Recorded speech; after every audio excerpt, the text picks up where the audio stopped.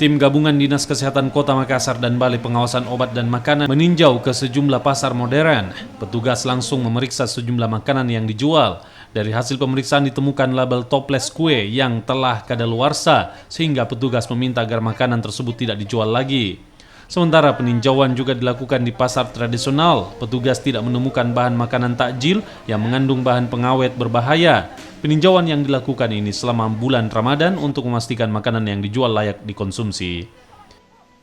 Kalau di pasar tradisional kami fokus ke makanan takjil.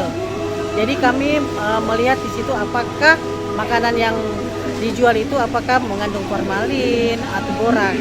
Jadi tadi kami sudah ke pasar Terong.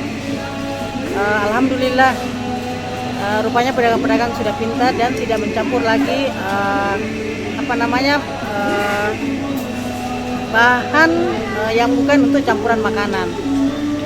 Jadi untuk di Carrefour ini untuk takjilnya sudah aman, tetapi pada makanan camilannya kami mencurigai mungkin ada yang kadaluarsa karena pada toplesnya tidak ditempelkan label